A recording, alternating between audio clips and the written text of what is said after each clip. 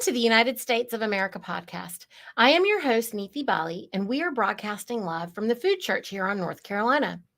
We welcome you to make yourself comfortable as we go over the current state of the world and our nation. If you missed past episodes, please be sure to take the time to at least watch the first episode to have a proper introduction to our conversations. These conversations are not otherwise happening in any sequential order. Please be aware that we expect you to behave with honor in our comment section. We are a people at peace, and we have declared peace to all nations around the world. This is not a marketing or sales podcast, and we are not sovereign citizens. Sovereign citizen is an oxymoron, and if you say that you are a sovereign citizen, you are a moron. A sovereign is a free and honorable living man or woman who operates under God's law or natural law and who honors themselves and others in peace. One definition for the word citizen is slave, but there are different kinds of citizens. Putting these two words together is an oxymoron. We also do not promote or condone TikTok videos, Facebook, or any other social media game to test the system or to impose your beliefs onto society at large. This is not a marketing and promotional channel. We are shining a light on knowledge that is being hidden from you, and we are sharing the truth about your birthright and your inheritance.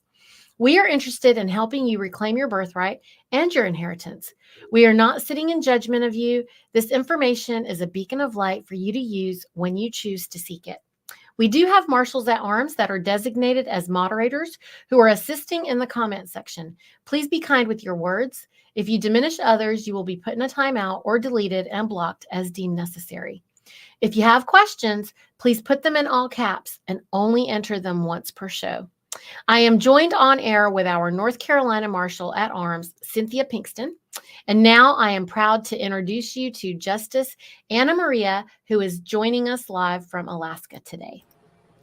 Good morning, Anna. Good morning, everybody. How's it going? How's Jim? So far, so good. I haven't seen him yet today, but I expect that he's continuing his long, slow climb back up on top of the mountain. Great. We were sending you guys lots of love, especially on Thursday, and we were really hoping that, he's comfortable. You guys are getting the results that you're seeking. Well, that was a crazy situation. We had an appointment for him in Anchorage to get an eye exam at 11 o'clock in the morning. And we were so delayed by the craziness at the doctor's office that it didn't get done until 4 o'clock in the afternoon.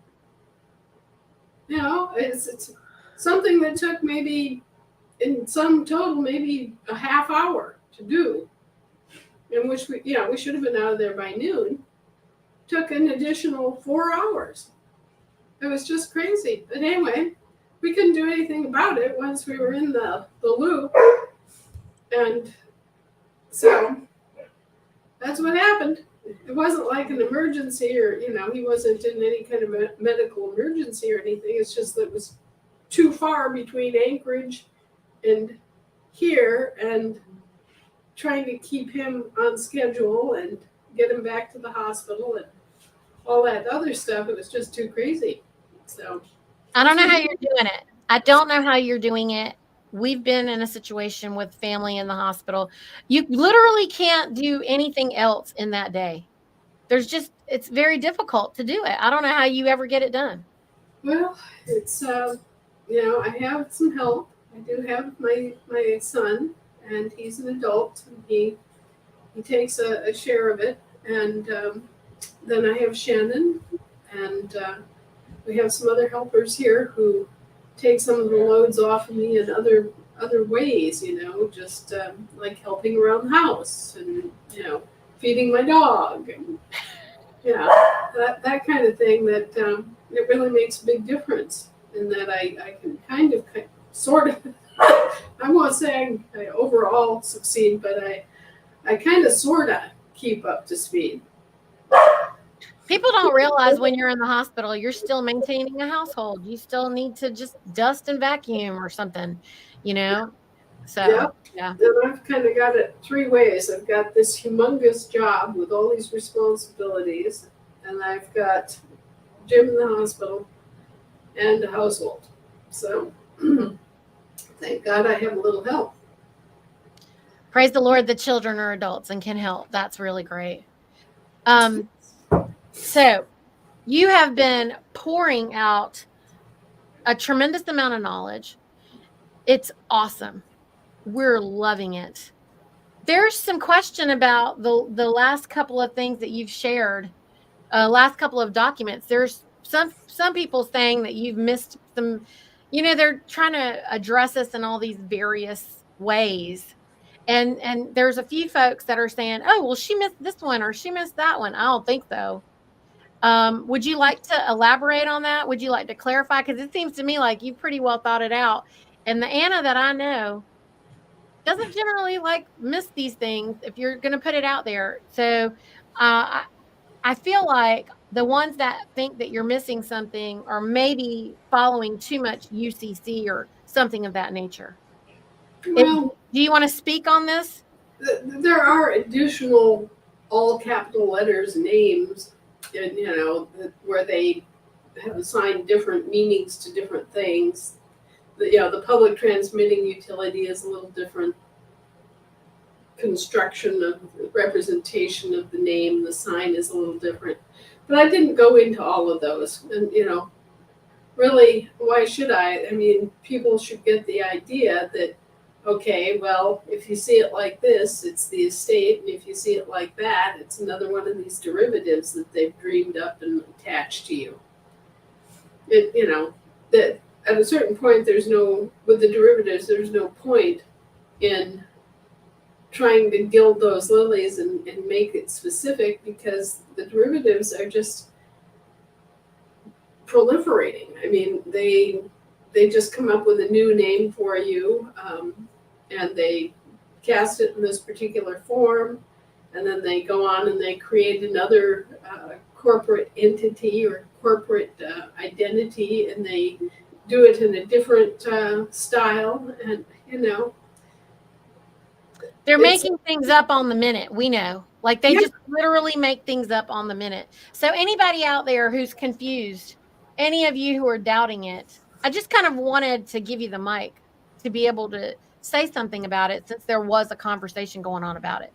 And Well, and yeah, I mean, once you get into the realm of all these commercial derivatives of the estate, and then you get into, okay, this is a public transmitting utility, this is a special purpose vehicle owned by the transportation department, this is a banking franchise that is set up in Majorca, this is it just gets completely crazy, because none of it's you, none of it has anything to do with you.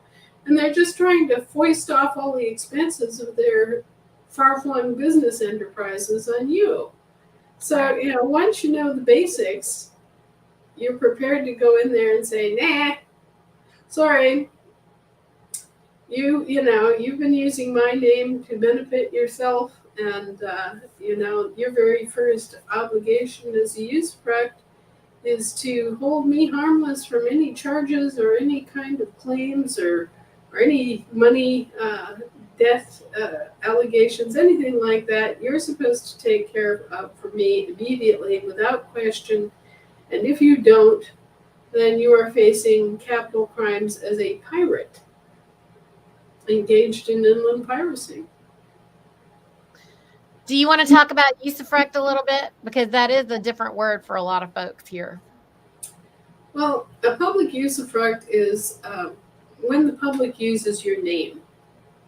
I mean, your name is your private property, and so, how is it that schools and churches and all these other institutions use your name without your permission? How do they write up something in the newspaper about you without your permission? Well, they're acting as public usufructs. They are using your name, but the deal is if they use your name, they have to guarantee that you are held harmless as a result of them using your name. Okay? So it's okay to use your name, but it's not right to slander you, right? It's okay to use your name, but it's not right to do something that obligates you to a contract that you're unaware of. It's okay to use your name, but you should not be misidentified with a taxpayer operating in a different jurisdiction and be obligated to pay taxes that you never agreed to. You know, all these kinds of things where the responsibility of someone using your name in public or in private is to use it responsibly so that no harm comes to you. It goes back to the fundamental dictate of law that you don't harm others. Okay, so if they're going to come in as a usufruct and apply my name to a British territorial seaman, a warrant officer in the British Merchant Marines, and this guy just happens to be a taxpayer, by the way.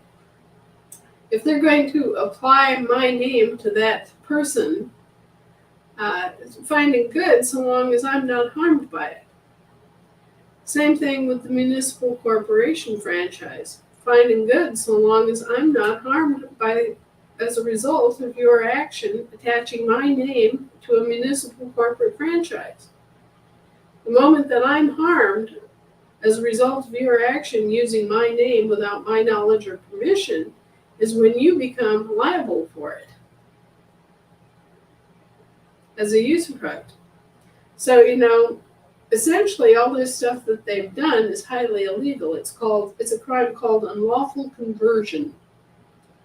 And it's actually a capital level crime to unlawfully convert someone's political status or change their nationality without their knowledge and permission, which is what they've done. So what they're dealing with is a really explosively bad thing that they've done, and the only excuse that they can hold up is that they were acting as a public usufruct. But then, if they act as a public usufruct, then they acquire the duty as a public usufruct to hold us harmless from the results of their actions. And the results of their actions include creating taxpayers for their benefit. The results of their actions results in mortgages being applied to the name when it shouldn't be. The results of their actions are to create a property tax subject of the property tax. All these different things that have been laid on Americans as if it was being laid on them by their government is in fact being laid upon them by a foreign corporation in the business of providing governmental services. And they've been very and it's a crime, right? So like they're doing this and it's a crime? It's a crime. Right. It's an absolute crime. And the only other way they have to weasel out of it and say that it wasn't a crime is to claim that they were acting as a public usufruct. But if they were acting as a public usufruct, then they have the quote-unquote usufructory duty to hold us harmless and make sure that we do not suffer any harm as a result of their use of our name. Okay, so I have a question, Anna. So you have said this so many times, like, the mortgages are crimes. Like we're not supposed to, we're not supposed to be operating with mortgages, right? Right. Okay, so there's folks who are trying to discharge this debt. And there's the way to do it. The folks are doing it like the UCC way or whatever it is that they're doing. And then there's what you're like, okay, Americans, we don't operate that way. So what I'm not really sure if it's just another one of those harms that comes to us by being impersonated. Okay. Right. How do we disentangle ourselves from that? Well, I think that we're on the way to doing that on a systemic basis. That's what I'm trying to figure out. Like, I know that you're doing these things, and I think that a lot of folks that are on that are American, that are home, we're trying to comprehend. Look, the more we talk, the more we're comprehending, right? Every single week we're learning so much more and we're becoming more proficient. In fact, Anna, I was watching our very first recording and I was telling Cynthia, I said, we sound like dum dums. But, when I look at it now, I'm like, oh, that's actually great for the brand new person who comes in because they can relate to that person who I was. I can't even listen to it anymore because it's so crazy for me to listen to. But I hope you follow what I'm saying. We're comprehending a little bit more and a little bit more and a little bit more. And now it's plain to see the results of the work that you do on a global scale. We can see it. Oh, good. And there's a bunch of brand new people. Right. No, we can see that this person is misbehaving and Anna gets her pen out or her typewriter and she boom, it's done. Like and then they do something else. They're having to course correct because Right. you're doing it. And so um originally, I mean, it takes time for someone to be able to see this, to follow what it is that's going on. I don't even know how many people are trying, actually. I'm not sure. But because a lot of folks are so busy trying Just to, living. yeah, they're just trying to resolve their little bits and bots on the ground, right? And so I'm trying to help make this cleaner for people who are watching that, if you're paying attention, there was something happening on the Texas border. Then Anna did something. Then they changed their strategy. Like they're pivoting, you can clearly see that they have to do something else. Right. Well, when you hit them with their own law, and then you hit them with the law, what are Let, they going to do? They either have to admit being criminals or they have to change. Let me And the next Cynthia, hold on, Cynthia, because I'm gonna give you the mic. I'll yield to you here in 1 second. I just want to say one more thing. So last night, Anna, I didn't get to stay awake to listen to this whole thing, but I know that you told everybody how to take care of the uh, people who are spraying our skies. And the other week, I was so upset. I had 3 families that came through here with children that were so sick that I've been working with, and coaching their families on how to help them. And I just was so upset. And on top of everything else, I walked outside and these people were spraying right over my head again.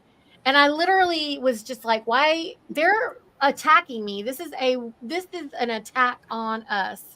And why can't we just defend ourselves by shooting them out of the sky? Because if somebody was dropping bombs on us, we would shoot them out of the sky because it would be a more active act of war, right? you are perfectly able to, shoot them out of the sky if you have a gun that will reach 30,000 feet.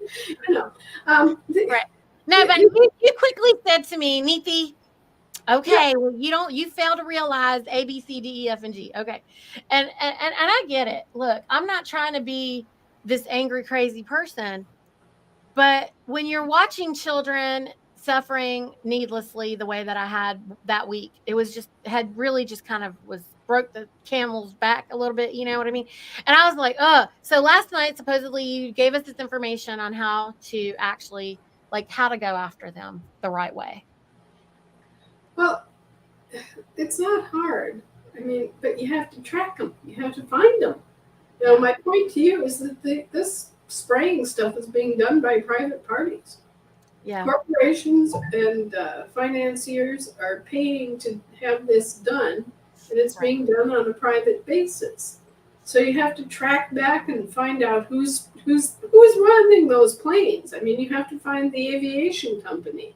You have to find out where they're based, what airfield they're flying out of, and they're flying out of these abandoned military bases that have been rented.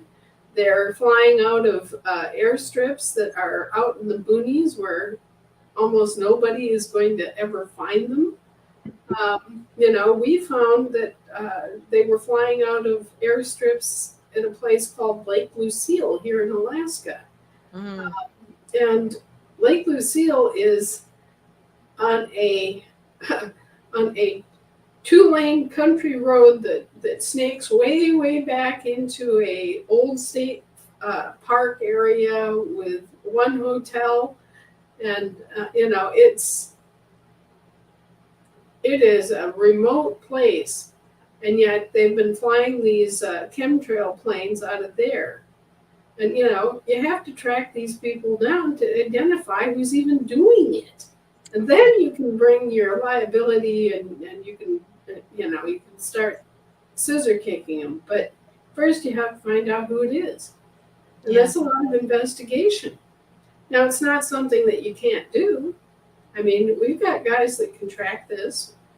We have people that can watch airfields. We have people who can identify where airfields are. It just takes a hell of a lot of volunteer effort to orchestrate that kind of investigation. And, having dealt with this firsthand and knowing how this works, what you find is you'll find these planes are kept in hangars, in locked hangars. You'll find that they're being operated by corporations like Evergreen is one of the main ones that has operated this whole chemtrail thing. They are a front for other insidious and nefarious organizations, but the corporation that is most associated with this is one called Evergreen and another one called Enfield, Field. Anyway, so here I am, great grandma. I'm out in this area because I was doing some reconnaissance work. This is back 10, 12 years ago. I was doing some reconnaissance work for a survey. We were surveying out in the field. And I don't know if anybody knows this about me, but I'm a cartographer, and I know my way around maps and how to survey and do that kind of stuff. So I was out in the field doing this survey, and my work took me to Lake Lucille, way the hell out in the boons. And so I'm there at the one hotel and bar restaurant in the whole place, and these guys come in, and I'm immediately kind of looking at them because they had the look of Air America, okay? They definitely had that flyboy, black glasses, puffy-shouldered flight jackets. I'm looking at them. They are about as out of place here as it's possible to be. We're the militarists, the paramilitary version of Men in Black sitting at the bar with me, right? And so I'm just drinking my drink and listening to them, and they aren't saying much. They're not even talking among themselves. They're just belly up to the bar going, And that too is not normal. That's again kind of a paramilitary and in sort of a CIA type atmosphere and situation. They definitely acting like spooks. So anyway, I just kind of quietly went outside and took down their license plate numbers.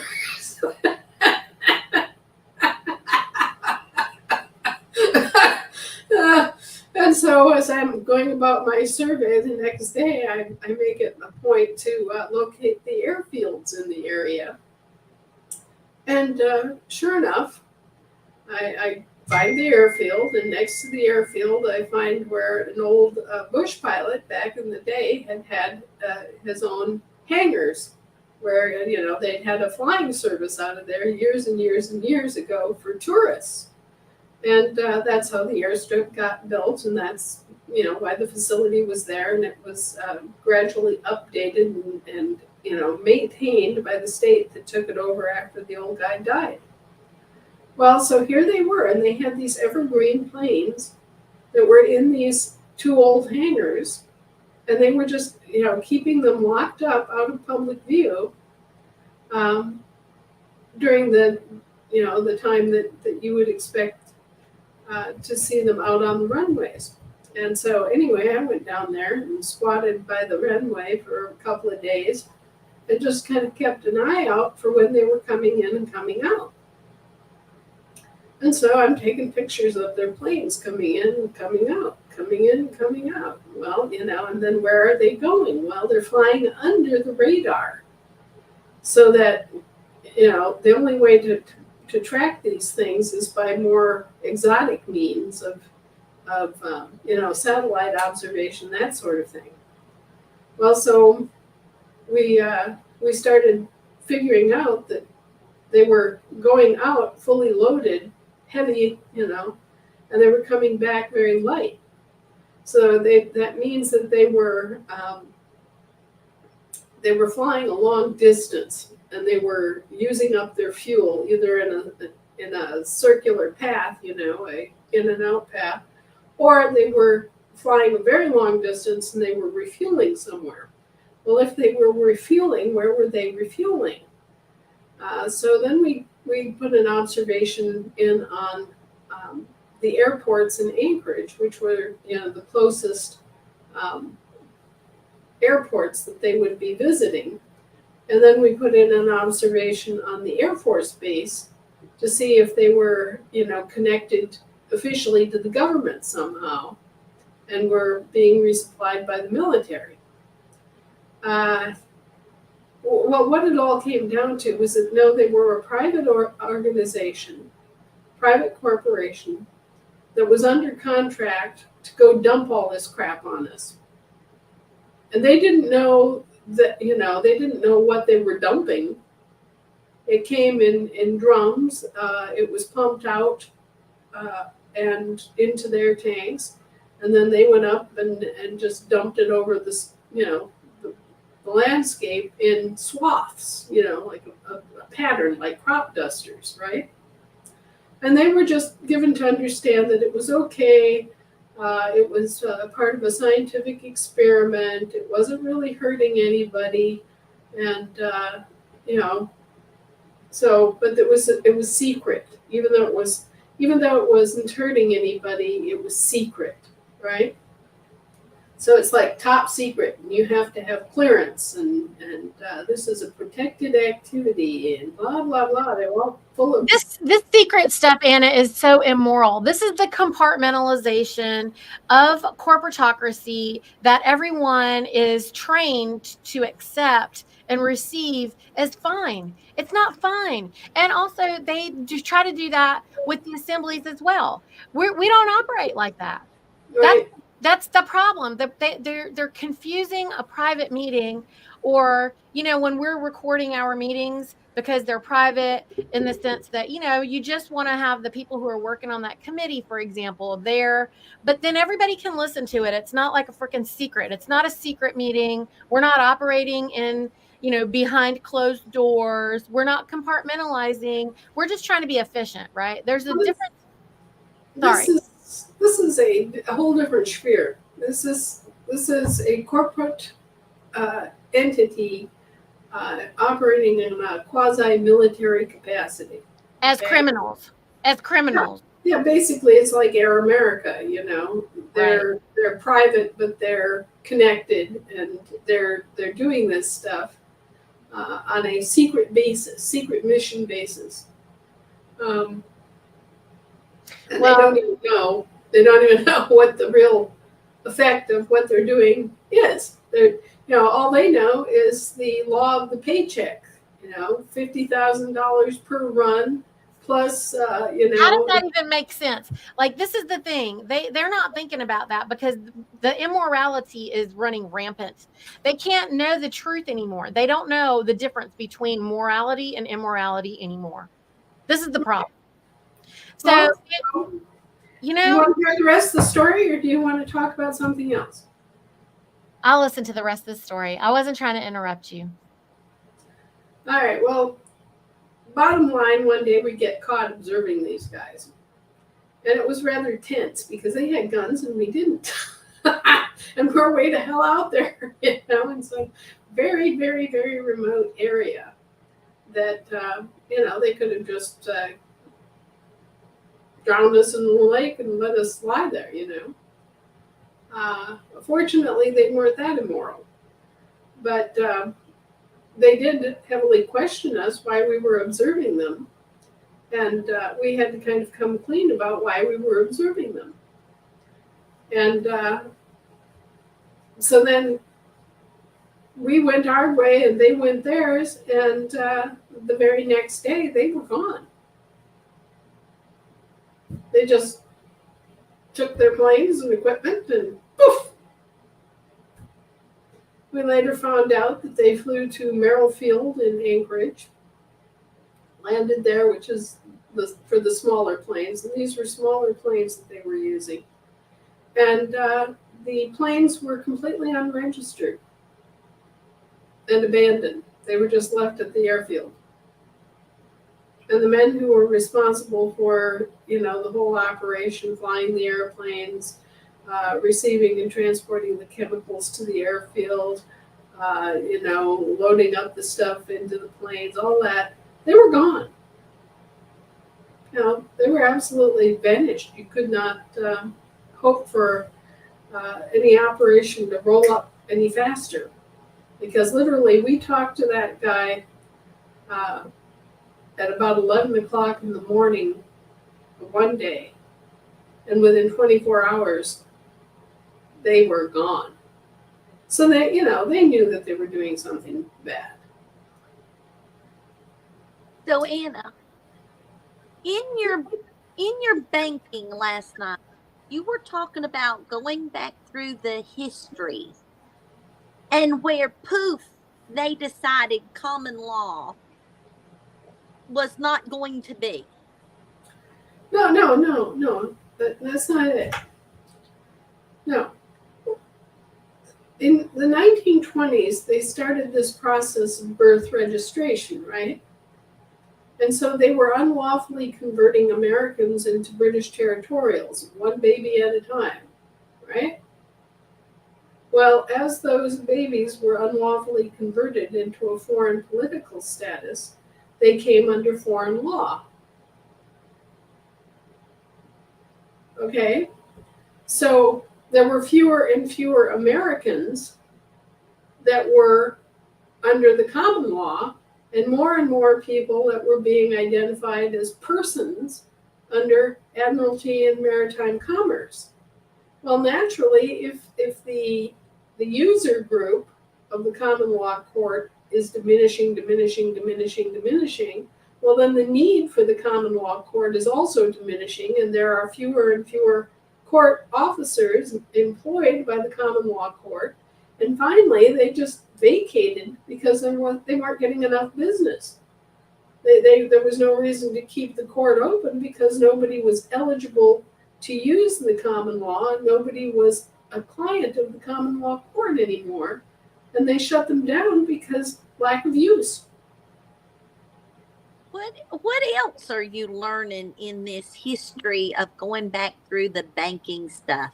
I find it fascinating because everybody deals with banking, whether it's your paycheck or whether it's you're paying your mortgage or paying taxes from your property or whatever it is that you have to do. We're all familiar with the bank.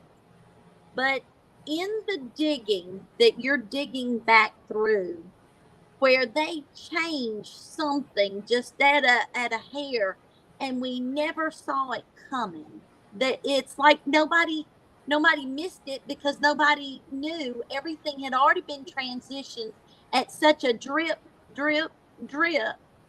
that now the transition has taken place and we're all going, we're slaves, we're under this pressure, we can't do anything, we're overwhelmed. And now we're finding out what they did, and you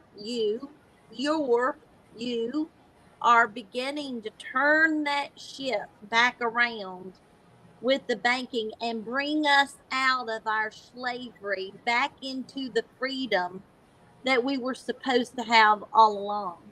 You talked about that last night. Is there anything else you want to expound on the history, which I found fascinating? Well, it's your political status is indicated by the kind of money you use. Living people are physical, right? We're people of substance. You've heard that phrase, right?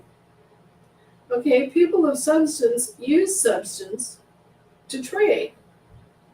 They trade gold for wheat.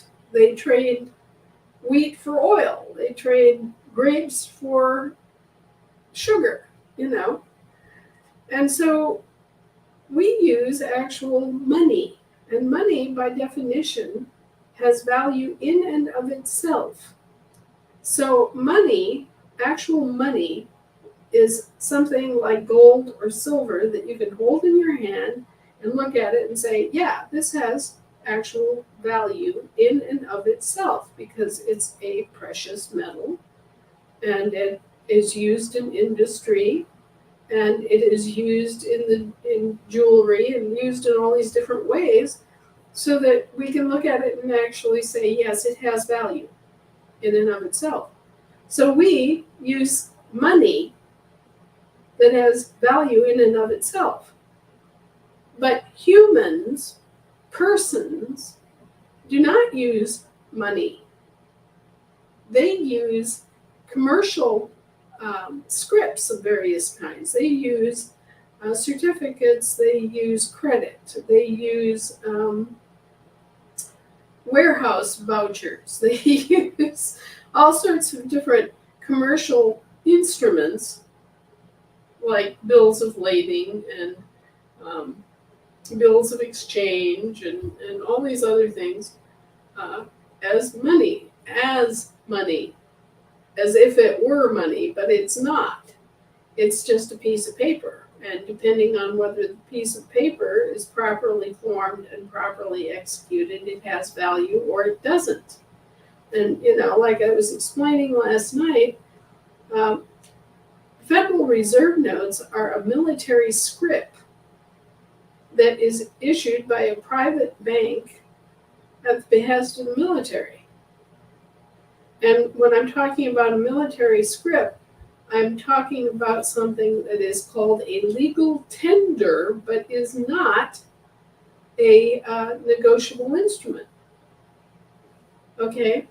I think a lot of people have watched the MASH series, and if they've watched it closely and carefully, they've noticed that there are incidents throughout the MASH series where the guys are they're dealing with base scrip, you know. They have had a money substitute, legal tender, has been issued to them as pay for purchases on base in Tokyo or at the PX, the closest PX they can get to, right? Or for use in trading around the camp. You know, they can exchange this military scrip with other soldiers to trade back and forth. It creates its own little economy within the encampment, right? And then when these guys are then trading with the local community, like, you know, if you go back a few years and look at the situation in the Philippines, where you had Clark Air Force Base trading on the local economy with the Filipinos, they would have to change their base scrip every other week because the Filipinos would get in there and they would be trading off base using military scrip, right? Anyway, it's its own little world, okay? So what they've done is they've created this entire country as an occupied base. And they've issued this military script ostensibly for their British territorial capital U dot capital S dot capital C citizens to use, okay? And of course, everybody has been caught up in this same net because there wasn't access to, and there wasn't a currency available on a broad enough scale for us to use our own silver dollars or other currency that we could develop as money of substance, right? So we were in a glass bowl. We were we were basically forced to use their script, and they created a complete monopolization of the currency, the domestic currency, uh, in favor of their Federal Reserve dollars. Now you can look at a Federal Reserve dollar as long as you like, and what you'll see are two signatures, and they represent officials in the British territorial government. And you'll see that there is no other part of a valid negotiable instrument on that piece of paper. It does not tell you what this IOU will be exchanged for. And it does not give you a certain date when you're going to be paid back. So it is not a valid bill of exchange. It's a military script. And they're using our entire country as if it were a base encampment.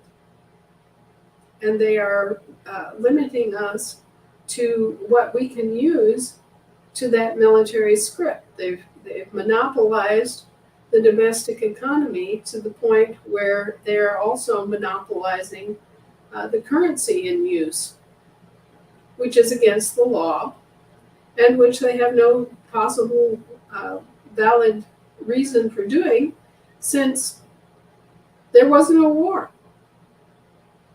It was a military conflict. So, all this stuff that goes with the law of war, including, the idea of right by conquest and all that, goes right out the door. They don't have a leg to stand on.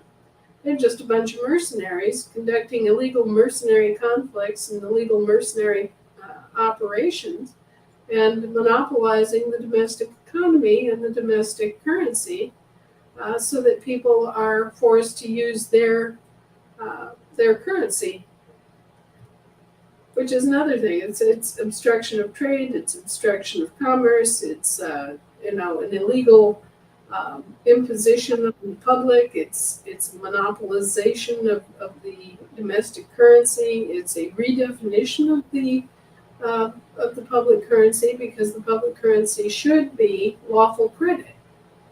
Okay, so they've just completely, to use their term, screwed the pooch, and they are, now waking up to the fact that, oh, not only did we did this, but the public is aware, and you can bet that this is causing no end of consternation and head scratching and foot shuffling in the halls of the military hierarchy, because they have done this for 160 some years, starting with the greenbacks. And I've already explained how the greenbacks worked. That was a swindle of major proportions, designed to basically get people to turn in their gold in exchange for worthless paper. Okay, so they've just continued this whole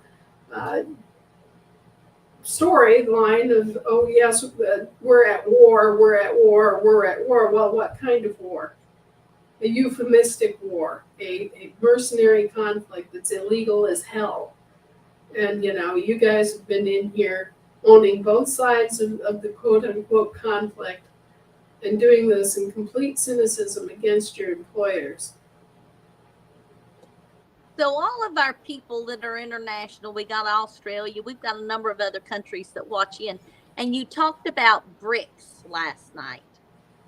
So in this BRICS, being able to, I do not know what that is, in your BRICS of being able to do trade with other countries, how will that affect? Will that be our American Federation dollar?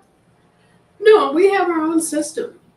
We have our own completely new separate system. It's just a matter of being able to connect to other countries.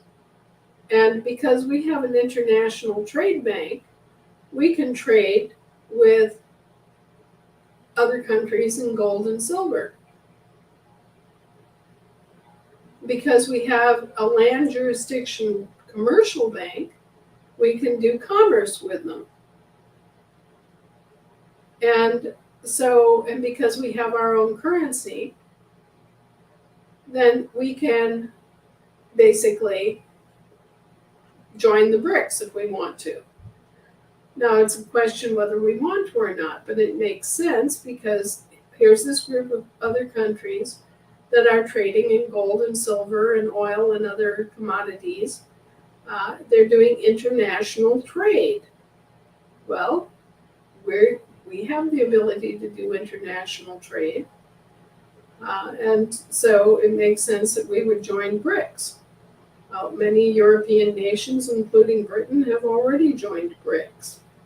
I believe that France has joined BRICS. So, why shouldn't we join BRICS when we are people of substance and they're trading in substance? It makes complete and utter sense that we would. And so, yes, the exploration and whatnot is ongoing.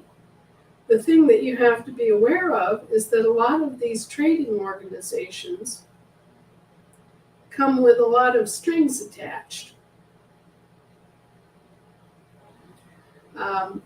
For example, those that have been listed on the currency exchange for Western Europe and the US have had to give up large quantities of their national currency to the so-called Exchange Stabilization Fund.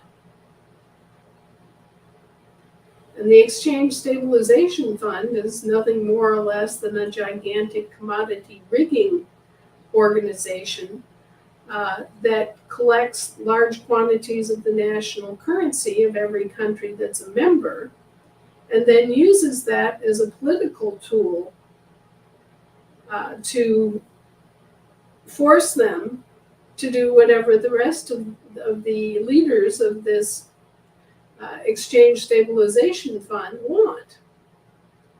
So, what you've got is the President of the US and the Secretary of the Treasury holding the signature authority over the Exchange Stabilization Fund.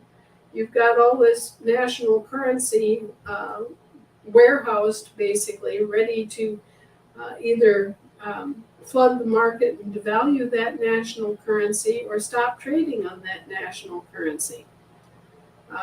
You recently have seen news stories about all sorts of billions and billions of dollars of Russian funds being confiscated or, blocked or blacklisted.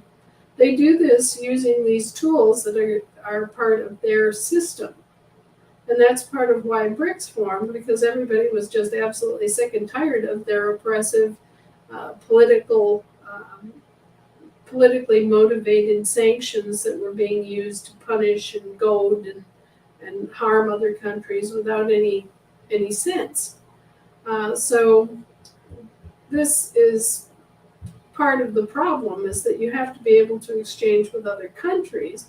And how are you going to do that unless you all join together in a network and make the connection mutually available, right? There has to be a way for one account in this country to connect to another account in another country. And it's that interface that we have to figure out. So, and you can bet that the military, which has had a complete domestic monopoly and also has established a form of monopoly on international currency markets using this Exchange Stabilization Fund rigging scheme. Plus, they've also rigged the gold and silver market through the London Gold and Silver Exchange. They don't want to see their monopoly end. And they've argued for many years that this is good. This is good for America. This is good for the world. We're going to establish freedom and democracy all over the world, blah, blah, blah. And what they've done, in fact, is they've enslaved and they've subjected their own people to peonage, and they've created these monopolies, and they've engaged in these illegal commodity rigging activities, and they've embezzled from the government functions that they were entrusted to oversee. And they've invested our money in things like human trafficking and illegal biowarfare laboratories and bombs and all sorts of crap that do no good for anybody. All they do is pick our pockets and, cause harm to other people. So, this system needs to go. It was never authorized by us. It has no basis in law. So it just needs to be recognized as a criminal operation and cleaned up. Now, I was talking yesterday to one of the bar attorneys who has joined our effort, right? Tore up his bar card years ago, said, I don't want to have anything to do with this, and walked away. And he and his family suffered incredibly because of that, Right. because he could no longer work in their courts, Yeah. So he had to make his living doing other things around the edges of law, helping people write their wills and things like that without being an attorney. And so anyway, long story short, he's been investigating the grand jury and the grand jury process. And he finally realized that there are no common law courts for our common law grand juries to address and use to actually try cases and, enforce convictions. Well, yes, there you have it, right there. There's the problem. That is the problem with the court system. There are no people courts for people to actually conduct their business and use their form of law. And More reasons for us to do our 4 pillars. More reasons for us to get our courts up. More reasons for us to focus on the thing. I love you, Anna, for the article that you wrote where you're just like, okay, for all the people that are bored out there because you aren't being entertained enough with trying to get the 4 pillars up, here's some projects for you. It's like, okay, but if we had our courts up, we could even get rid of it even faster. Yes, we did. And we are. Slowly but surely, the common law courts are forming in each state. Yes. Once you have your state common law courts up, you've got the kind of jurisdiction and clout to be able to interfere with their system at an international level when they come in and try to basically force you to use courts that were never designed to even address living people. Well, so here we got a question from Jeanette Fisher. She says, thanks for all you do, Anna. Where can we find American common law case law? You can find it anywhere from 1778, I'd say, is where when we talk about current American case law, because prior to that, most of it was coming off of the colonies, right? Right. So there's case law going back another 200 years. But whether it's colonial or whether it's American makes a difference.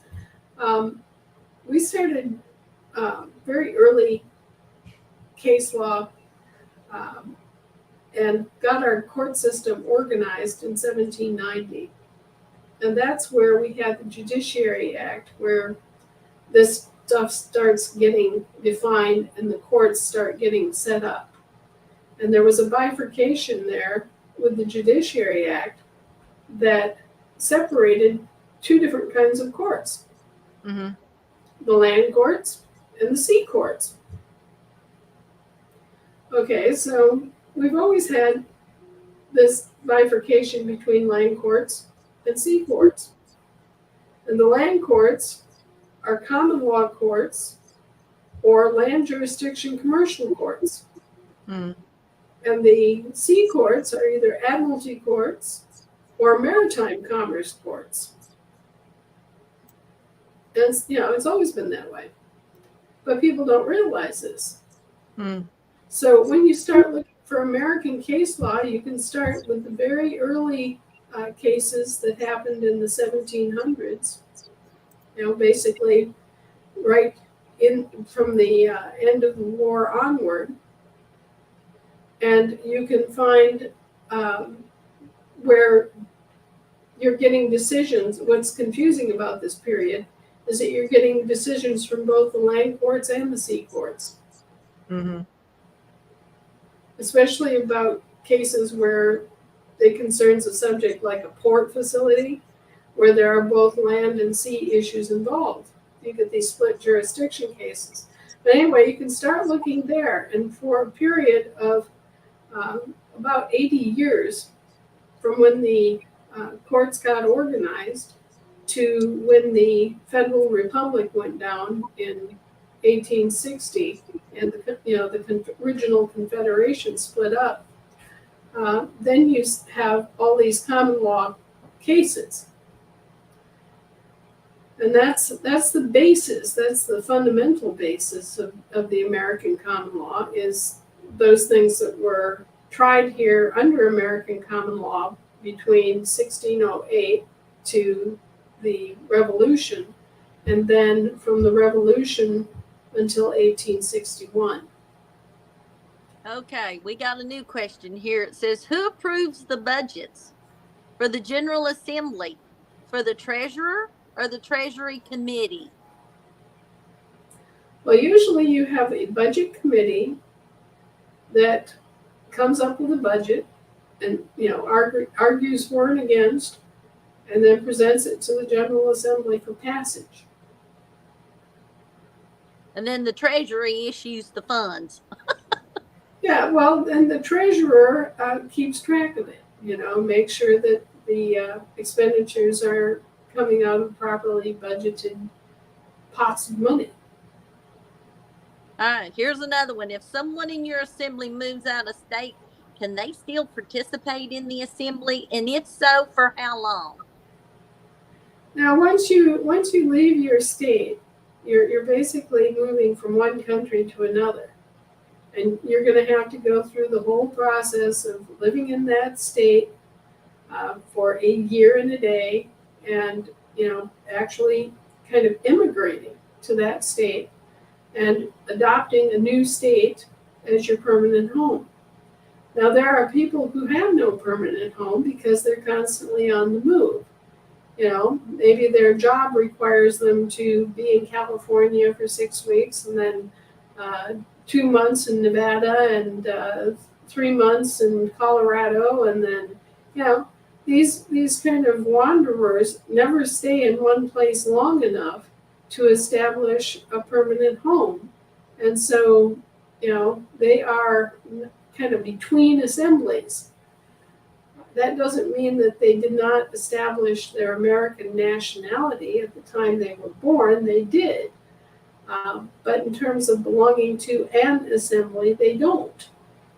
They belong to the state of their birth in that case. They're not an ASN in that state anymore, but they are recognized as an American because once long ago they were a Wisconsinite or whatever. And so their political status is yet to be resolved in terms of which state are they in on a permanent basis. I don't really understand this question exactly, but it says, Glenn's saying our Ohio DNR does not provide recording of anything according to their website. What do I do now to record my new private address? Well, you can go to your assembly LRO. You can publish it in the paper and keep a tear sheet showing when, where, and all the details of your publication. You can take it to the local county court and give a copy of your action to the court clerk and get it date stamped, and then attach it to a court case, anything with your name on it, and you can then take your date stamped copy home as proof that you notified the court. There are a variety of different ways that you can actually get a record of your action. that is within the public cognizance. You can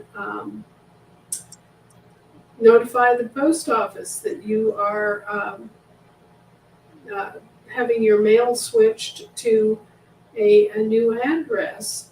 And one of the most convenient ways of doing this is to establish a post office box in their jurisdiction and then have your address as a secondary address that is showing up as another address for you on the same envelope. So, once this has gone successfully through the post office box to your new address, they have no basis of saying that this address doesn't exist. Can Anna's for declared Americans only be used for all caps bills? Please tell more. Well, there are basically 3 articles under that description, and I'm trying to make it clear that once you declare yourself and you've gone back to your birthright political status and are asserting your rights and all the rest of it, then you can also enforce their usufructuary responsibility, because they used your name in a way that resulted in you being harmed. And part of that harm is you being falsely charged for expenses that you didn't authorize and that they had no authority to foist off on you through unlawfully converting your political status. All right? So these all capital letter bills are being addressed to a municipal corporation franchise that you don't own, benefit from, or control. That's their problem, not yours. And so they have a usufructuary responsibility to pay all of those bills and to hold you harmless. Okay? If they don't hold you harmless, then they are guilty of capital crimes and they can be taken out and shot or hung, because they're criminals engaged in international inland piracy. Okay, so they've got a choice: either pay the bill and act as a responsible usufruct, or guess what, mateys? And so obviously they're going to pay the bill, or they're going to swap the debt, which is what they should do. There are basically 2 options. They pay the bill out of their own funds, which of course they don't have, or they swap the debt. Right. And that's why the mutual offset credit exchange exemption exists, is because there's no way to actually pay anything in this country using their crazy military script scheme. Okay? So what you do is they say, hey, you owe me for, $15,000 worth of road maintenance, fire services, water utilities services, electrical service, blah, blah, blah, blah, blah, blah, blah. Okay, they send you all these bills, and they all address to the capital letters name. Well, fine. I owe you $15,000 in taxes. I owe you $45,000 in different maintenance and services fees. Fine.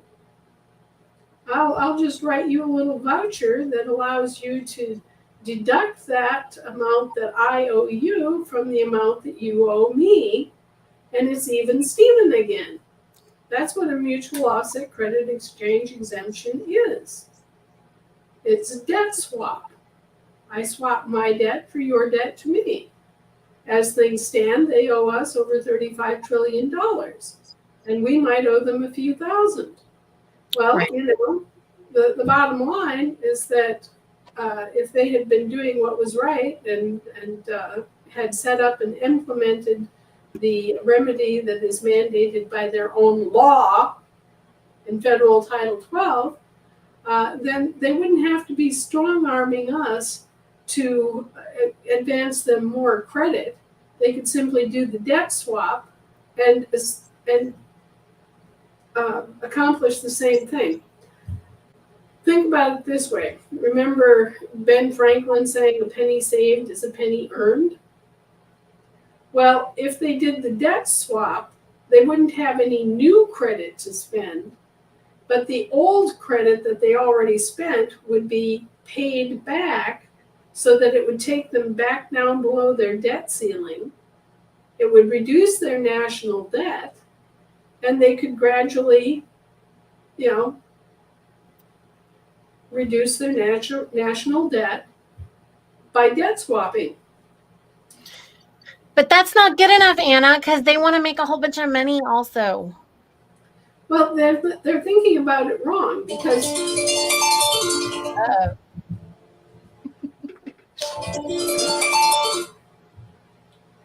they have to operate on credit anyway. Right. They can't really make anything. They can't really profit. They have to operate on our credit. Right. So, they're focused on making us extend more and more credit to them. Right. But in terms of credit, it's just like paying down a credit card. All right? So we do a debt swap. That pays down their credit card. Then they can run up their credit card again. We do a debt swap. That pays down their credit card. They can run up their credit card again.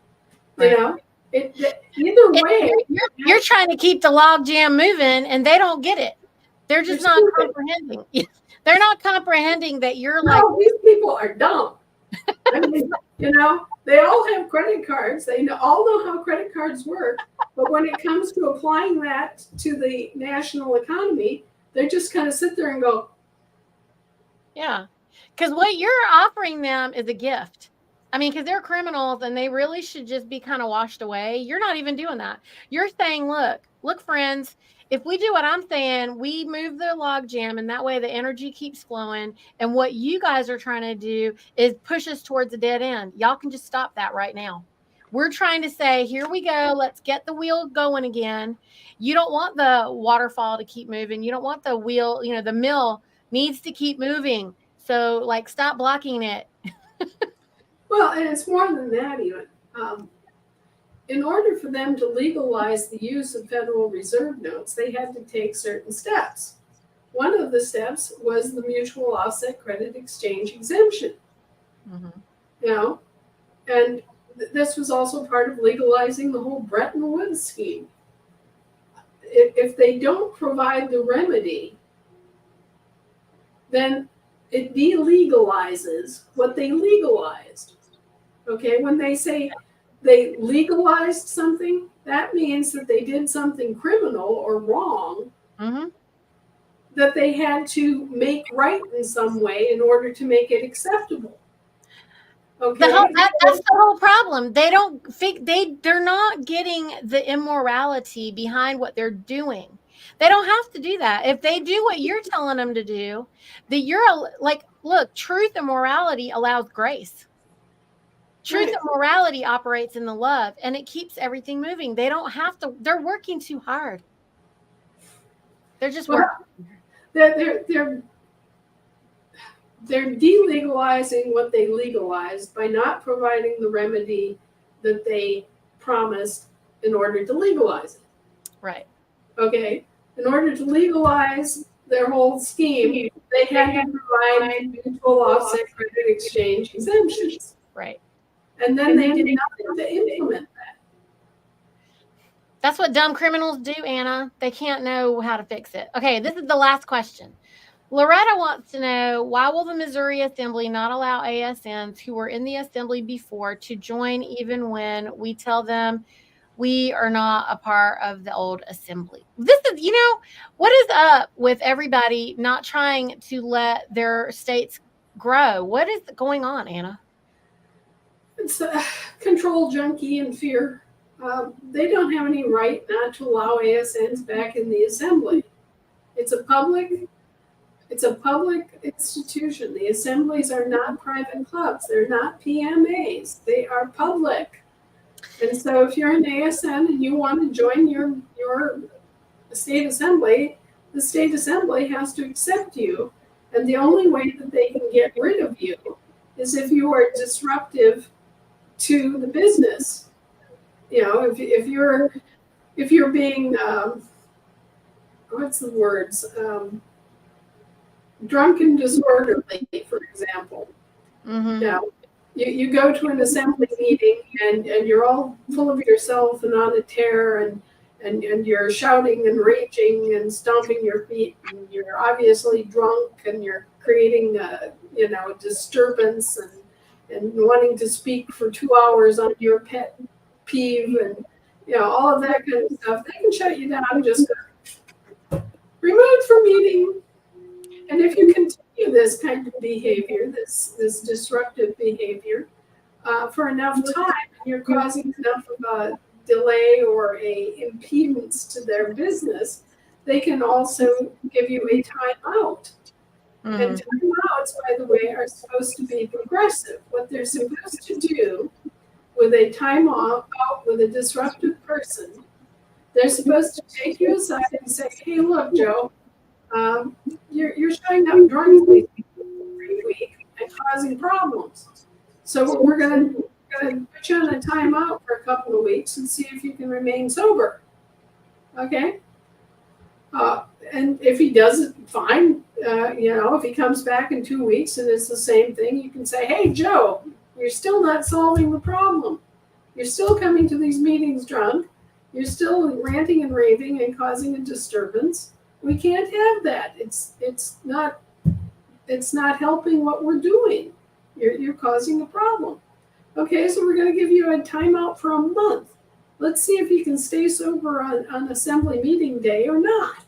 Okay, a month goes by. Joe comes back. Okay. "All right, Joe. We've been talking about this for, a couple of months now, off and on. We've given you timeouts, progressive timeouts, and you're still not getting it, and you're still not behaving yourself at the assembly meetings. So we're going to give you 3 months timeout. Go home, think about it, study up, and if you're ready to act like something other than a wild man, we'll see you in 3 months." And the assembly can keep on doing this same kind of disciplinary action as they deem appropriate to keep people in order and keep them in line so that they're not disturbing the flow of the assembly's work. Okay? Because the rights of one do not overcome the rights of many. Okay? In this case, you've come to a group meeting to get group business done.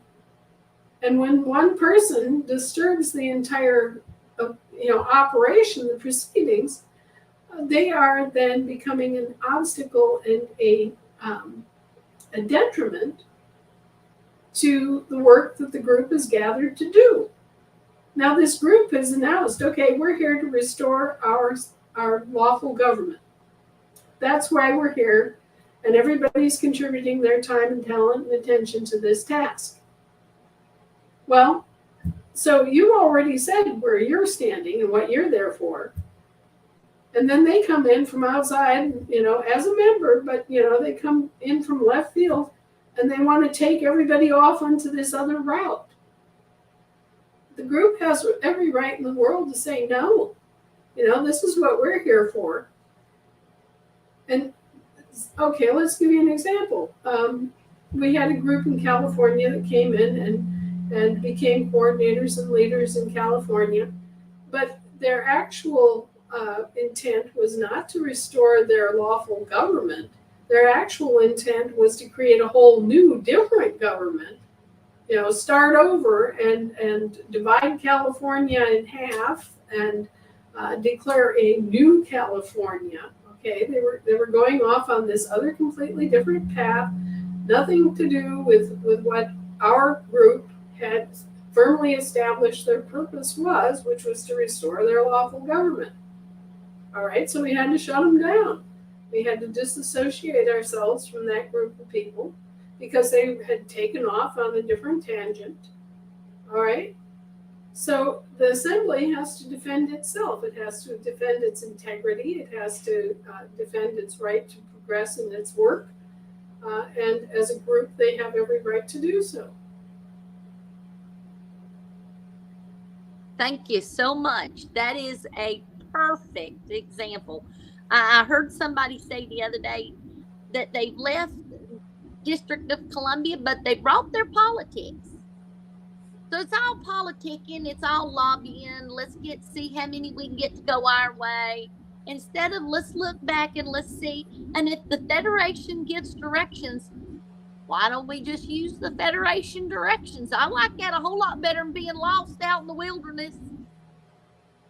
Anna, I was hoping that you would also speak on arrested development. So one of the things that we're experiencing is there are people who have been poisoned with the food, poisoned with the water, poisoned their minds with all of the, institutional strength education and the corporatocracy.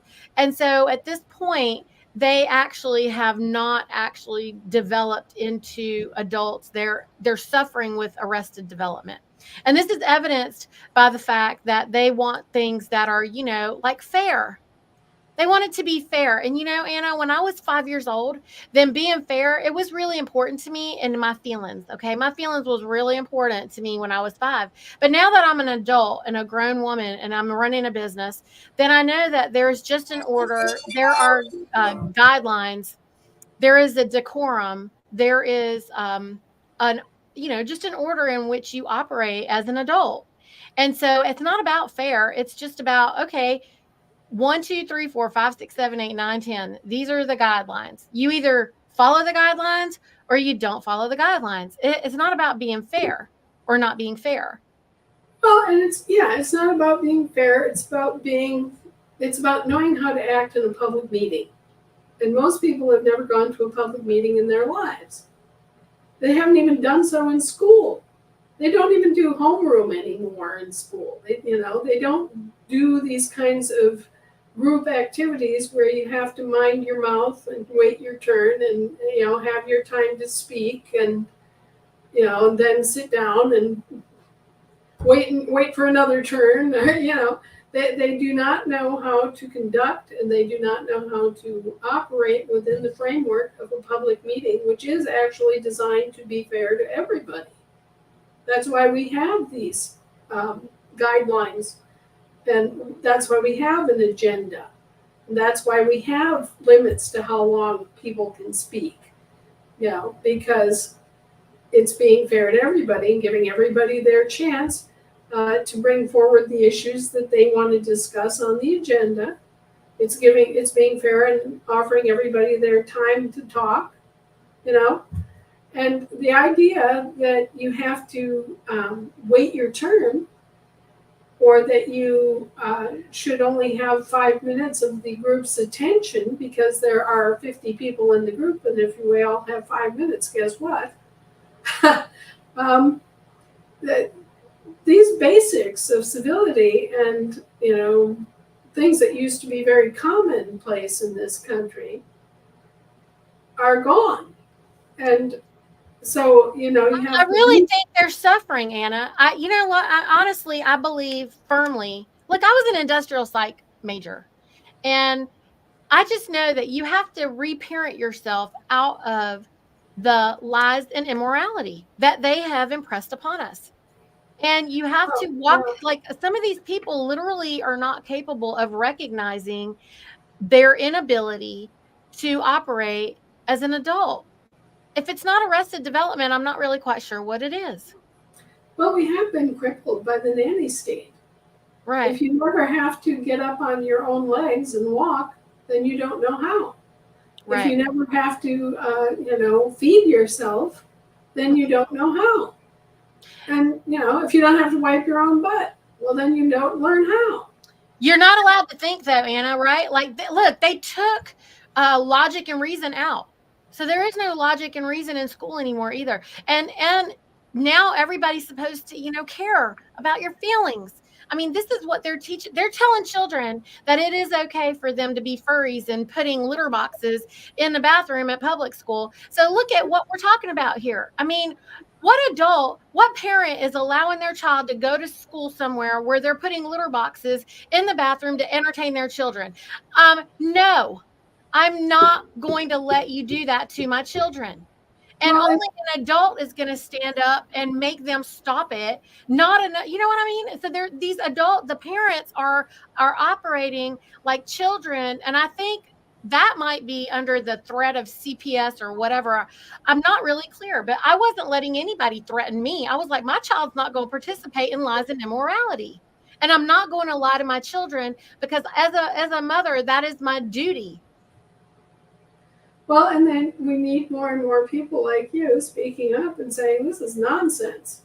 We're not living in fantasy land. These kids have to grow up and live in the real world. And it doesn't include litter boxes in public bathrooms, and it doesn't include litter boxes at home, and it's not going to include litter boxes at school. So get your heads out of your ass and do it right. Otherwise, there's the door. We're not putting up with it anymore. Right. We're paying for this crap, and you're not delivering. You No. are a failed vendor. Okay? You're providing a service. And we don't give a rat's ass if you're part of the NEA or not. We're not paying for it anymore. Amen. Okay. So, and then to that effect, Anna, I just want to, some people just need to hear this from you. So I'm just trying to bring this out of you. Okay. So again, I have my baby doll.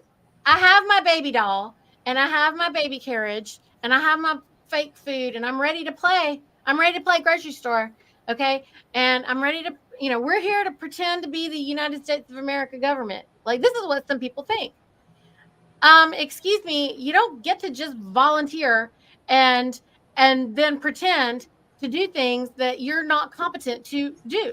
If you're not competent, then don't be offended. Just say, I mean, look, when they ask me if I know how to be a medical examiner, I don't know how to do that. I don't know how to do open heart surgery. I'm not going to allow somebody's life to be at risk because I don't know what I'm doing. So I'm not going to volunteer for that position, right? So and nobody else is going to allow you to. OMG, but this is what is happening on our assemblies, Anna. This is what is happening on our assemblies. I'm like, no, friends. Our coordinator, God bless him. I mean, he really knows how to recognize talent. He really knows, who is going to be successful and who can do. And we're working with volunteers. When you're working with volunteers, you get what you get. And so. And hey, they're trying to do the best that they can too. God bless all of them. Anybody who is courageous enough to step up to try to do something, praise them. Praise them. But also there needs to be a comprehension that we have to be competent. So I think that, I don't know, Anna, this is a business. This government thing is a business. And if we're incompetent to be able to stand, I really just don't believe the Federation is going to be like, oh, yes, you're pretending so well. You're so good at this pretend game. Here you go. You're seated. I don't think that's what's going to happen here. What do they think that little phrase, ironically enough, popularized by Lincoln, of all people, of, for, and by the people? What do they think that means? Government of, for, and by the people. I don't think they know. I don't think they're able to really know. I don't think they really know. And I'm not diminishing anybody. I'm not. I'm saying I really just don't know that they actually know. The people are the population. The people are the people. You, me, the guy across the street, the garbage man, the people, the living people. Now, you've been told all your lives that you're a self-governing nation. Well, how many of you have done anything to govern yourselves? How many of you have actually taken on a public function or office? How many of you have volunteered to even consider public issues like the schools or the water utility and fluoridation and what goes in your water? How about wastewater? When's the last time you took a look at how wastewater is handled in your community? What's the last time that you actually looked at the land records? When's the last time you went and observed a court hearing and saw how that was working out? How can you be self-governing if you don't do the actions of government? And this is what I'm talking about, Anna. They can't self-govern if they suffer with arrested development, because they can't even recognize within themselves that they're doing anything to hinder other people. God bless them. Like, they just don't have the development to do that. And many of us are having to deal with this, on scale across the nation here. And across all of the states. In addition to, we have other folks on various assemblies who are saying that it's difficult to talk to maybe young people because they're illiterate, they don't know how to read cursive, they can't research, all these other things. And I'm like, okay, well, any of the young people that I talk to, I'm able to, like, well, the problem is I'm dealing with a bunch of homeschoolers. When we're dealing with the homeschool children, they're watching things like my lunchbox series and whatnot. So they're actually being pushed into thinking logically. The ones that are in the schools, though, we do have something, we have a lot of work ahead of us. But there is a large amount of people who we need, are joining the assemblies. We want them to come in. If they have arrested development, then it is my encouragement, I think, and I don't know, Anna, please guide us, okay? I'm asking for your guidance, but I feel like we just need to love them where they're at, bring them in, and let them just be in the General Assembly. They shouldn't be working on the committees because they're just not capable of self-governing. They don't know how to do the work, and they've been damaged. They're suffering because they've been damaged. Right. Arrested development is caused by a great trauma that left you kind of spinning in space around that trauma, so that emotionally your attention is centered on that trauma. Even though you're not thinking about it, it's still centered on that trauma. And as a result, your attention is kind of permanently set on this other thing that happened 20, 30, 40, 50 years ago. We have a young woman in our assembly who is incredibly obese. I mean, incredibly, to a point where it's life-threatening. And she does suffer some genetic issues, but that isn't what's keeping her so obese. What was keeping her so obese was childhood abuse. She was raped by her father when she was so young she couldn't even remember it. And her mother stood by and laughed because she was high on drugs. And, an absolutely horrific childhood trauma that was at the hands of her father and her mother. So that she grew up feeling like she had nobody and nothing to defend her, that she was just totally at a prey, and that she couldn't trust anybody because these same people who said they loved her so much were hurting her and violating her in such a way. And then by the time she was old enough to remember all this crap, it stopped. Because, of course, they didn't want to have it reported or whatever, so they stopped. So there's this kind of cognitive dissonance in her mind, where her mind recalls at some level what happened.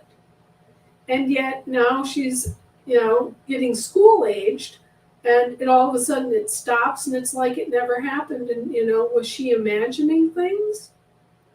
No. And you're talking about the really extreme cases that are 100% prevalent out in the world right now. And then there's the ones that are. No. You know how she was cured? We found the criminal records of her mother, and that started her on a journey back to try to figure out, well,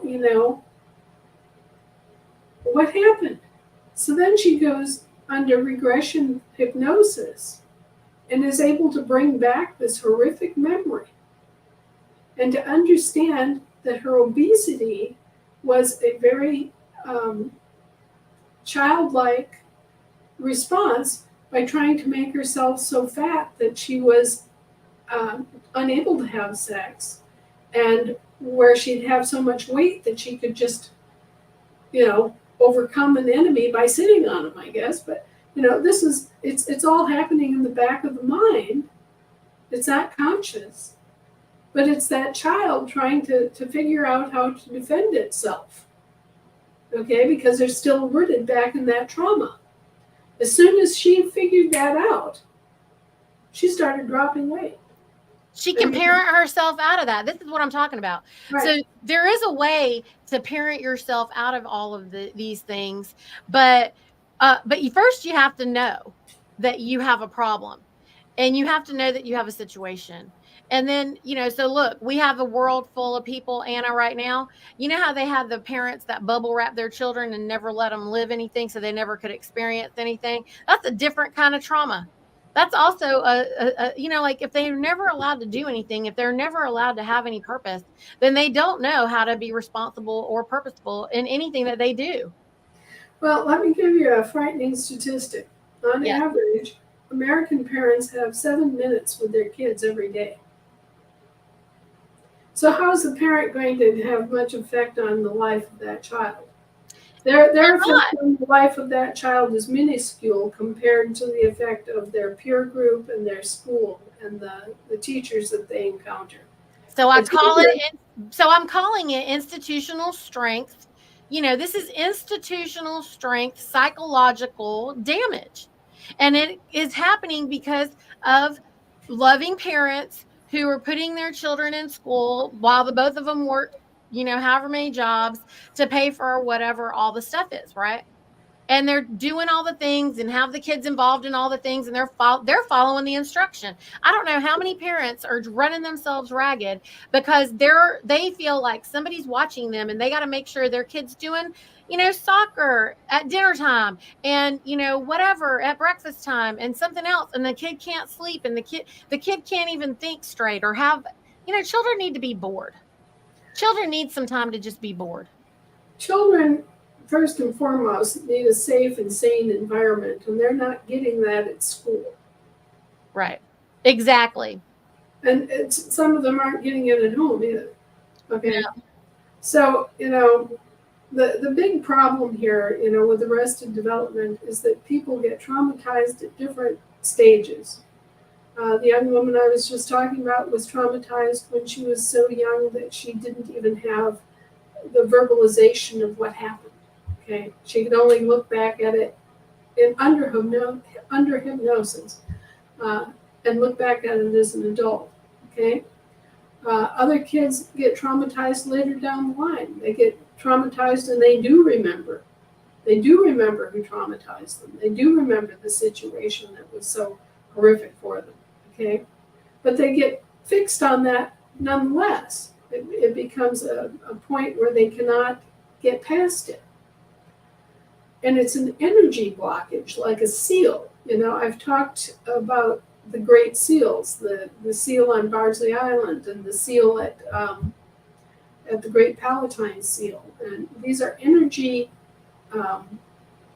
dams. Those same kind of energy dams happen when we're individually traumatized.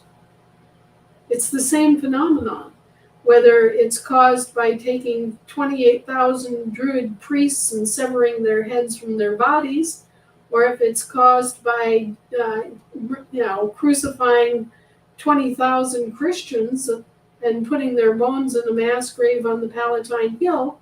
It's a trauma. It's an energetic, emotional, physical, spiritual trauma. So those seals that I'm talking about are caused by that kind of trauma. There's a seal at Verdun because of all of the men who were sacrificed at Verdun, all of the people that were killed during that siege. There was this massive energetic trauma that happened there. And until those things are cleared out individually in our own lives and throughout our planet, then we continue to react to them. We're not physically aware that we're reacting to them, but they're there and we're reacting to them at an energetic level. Have you ever gone somewhere and felt creepy? You get this, there something goes up the back of your back, and you get this chill, or you get this hot flash, or you have some kind of, you sense that there's something wrong in this place. There's something creepy about it. There's something hostile. There's something watching you. There's something, you have this sense that's built into you, and you're reacting to it in the same way that you breathe. Okay, you go to one of those places, like a haunted house. People say, oh, there's no such thing as ghosts. Well, you go to a haunted house and you start hearing and seeing and feeling, sensing the presence of other things that shouldn't be there, okay? And sometimes they're hostile and sometimes they're not. But, all of this is energy. Energy impresses itself on matter. So the energy of a trauma will impress itself on your physical body, on your cell memory, and it will also impress on the environment if it's severe enough. So Stalingrad, you go to Stalingrad to this day, and it's creepy. Okay?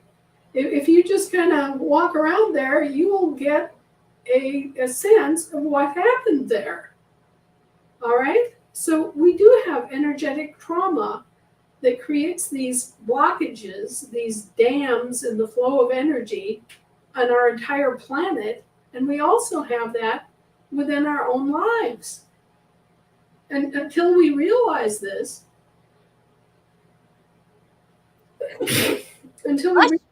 we can't do anything about it. We just suffer from it. Right. Well, being in school and away, bless you, from the families, that's also traumatic for a lot of kids, man, to just be out of their house for so many hours a day. That's a sense of trauma for a lot of kids. I remember my kids, they didn't like to be separated. They didn't like for the one kid to have to go to school while the other one was at home. And that was a trauma too. So these are all these don't seem like they're traumatic, but they are traumatic. They are, and another part of being separated from your parent is not seeing them at school. For hours and hours and hours and hours and hours, for 12 hours. Yeah. And not seeing your siblings. Correct. So, absolutely.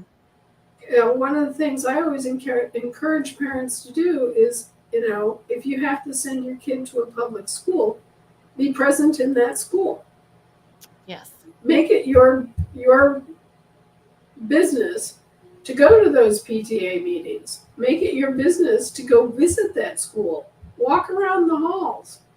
Go have lunch with your kid. Volunteer as a playground monitor.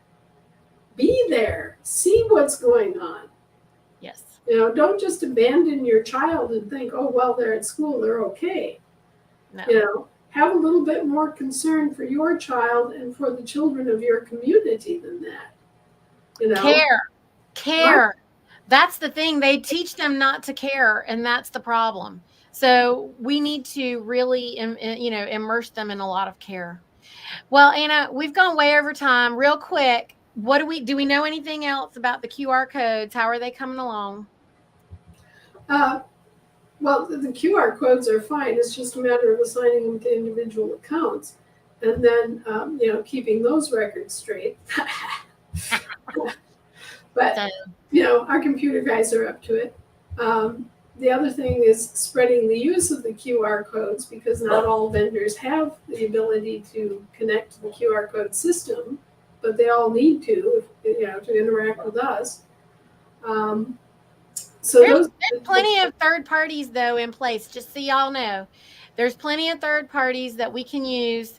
And I'm telling you, that'll bring the vendors too, because then the vendors will start to see, oh, wait a minute, they're only paying us through PayPal or whatever, because that's the only way we can receive their payment. Oh, maybe we should look into that QR code thing. Right. It's not a big deal. It's just a matter of more vendors signing up to use QR codes, and most of them, many banks even use QR codes now. Right, they do. So does that mean that is that all we're waiting for at GFG, for individuals to be assigned their QR codes? Well, there's that, and then we're slogging through this issue of whether we're going to join BRICS or not, and how we're going to list our exchange rates, because you have to be in some way tied into the exchange rate system, so that you can monitor the value of a currency as a base. Right. And that's what a lot of people were asking. So you're just saying that y'all are trying to figure those bits and bots out now, right? Right. I got it. Do we do our own system? Do we do our own currency exchange system? We can, but if we do that, then we have to build it. You see, Right. We have to have some way of monitoring the value of USD, which is the international currency that the municipal government uses, and be able to peg that on a moment-to-moment basis, so that we can peg it against our American Federation dollar and keep that valuation constantly monitored. Because when you're doing international exchange, it changes literally minute to minute. Right. And friends, that means from state to state, like they have a lot to think about over there. So everybody's wondering, I'm just asking all the questions, all the hot questions, I think these are the few things. This is all that everybody's waiting on. And that would provide a relief for a lot of folks. And solutions for a lot of the businesses too. If we're not real picky, if everybody can, who has an account can agree, then we can just set a ballpark of what the gold is worth and trade against that. But we've got people that want it to be minute to minute. They want to get the full value or the full loss of everything that they do. And they don't realize that exchange rate can go up or it can go down. And every second, yeah. So can it not be by the day? Like, can't they just agree, okay, we're going to do this by the day? Well, I would hope so, but when it comes in as a transaction between AFD and USD, say, then we have to account for it. Banking is essentially very, very simple as a function. The money comes in during the day and the money goes out during the day. And at 6 o'clock at night, the banks get, they all shut down 6 o'clock at night, all over throughout the whole system. They shut down and they balance the books. If the money in equals the money out, then everything's okay. Okay? Yeah. And so it's a very simple thing, but It's precise. Okay, well, you did it, Anna. Thank you so much. We have a request for an article about the pros and cons about BRICS, please. Yes, well, we're just now investigating all of that. All right. It's the connectivity into the wider world that is important, and it's also dealing with these other currencies, which have been based on peonage, slavery, impersonation, unlawful, illegal purloining of our assets, as the basis of these currencies. Mm-hmm. Well, so there are lots of issues here when it comes to how our society has been organized, how our government has failed to live up to its trust and obligations, and how it has been functioning, and for a long time. I mean, part of the problem that we are facing is that our government, what was masquerading as our government subcontractors, um, has been malfunctioning for 165 years. yeah. So that's not going to be erased in a day. No. That's not going to just, magically reassemble in the correct manner overnight. We have a process here. We've got a real struggle and transition, but we are very much helped in that by the fact that the public law and the obligations of our subcontractors remain. So, right now we're not doing anything but enforcing international and national law. Right. And we're enforcing against their private corporate policies. Well, thank you. If you have a corporation that has a policy that is against the public law, guess what? We're coming for you. We're the public. We're not talking about your internal corporate public, your employees and your good buddies and corporate officials. We're talking about our public, not your public. Thank you for doing that for all of us on behalf of us. And thank you for not taking shortcuts. And thank you for being so thorough, because it matters. And we know you're not going to let us be in a ditch. That's what we know. Thank you so much. Not if I can help it. All right, friends. Join us next Tuesday when we'll be back with more. Take care, guys.